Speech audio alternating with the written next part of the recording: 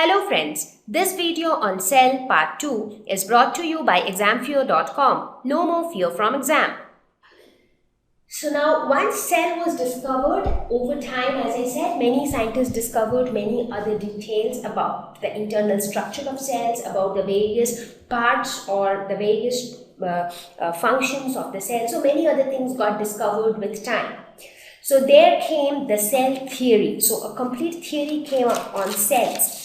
So some of the advancements which happened in terms of the discoveries were something like this. Around 1665, Robert Hooke discovered cell, the story of which we listened in the last slide.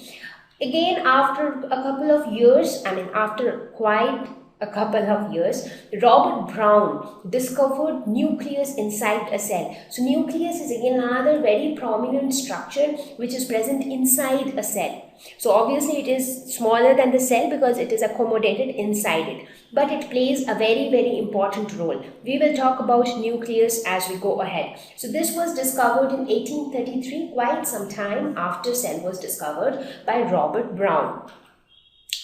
Later, a couple of scientists, that is Sladen and Swan, around 1839, they proposed a theory called cell theory. So this cell theory described quite a few points regarding the cell, regarding the properties of cell. So quite a few points were coupled together to give this theory called cell theory.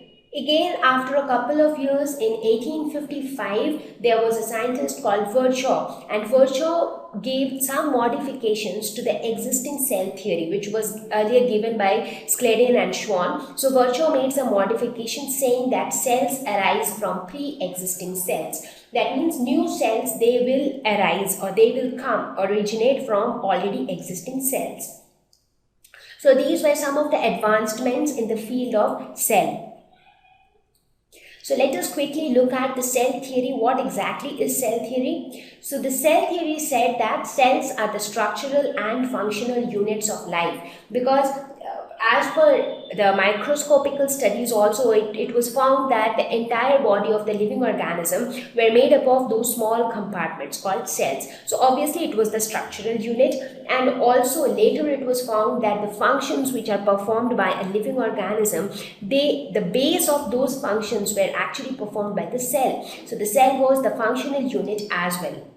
So that was the first thing which was proposed by cell theory. Next was all organisms are made up of cells. Now without exception, all living organisms are made up of cells. Now any organism which is not made up of cell will not be defined as a living organism. And that is why, you remember in one of our previous lessons while we were talking about viruses, I told you that we do not really count them under microorganisms. That's because they are not made up of cells, and that is why viruses are termed as acellular.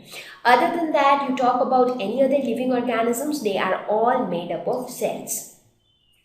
All cells arise from pre-existing cells only. So cells cannot rise on their own, or cells cannot come out of their own. So whatever cells are existing, from those cells only new cells will be formed. So these were the three basic points given by the cell theory.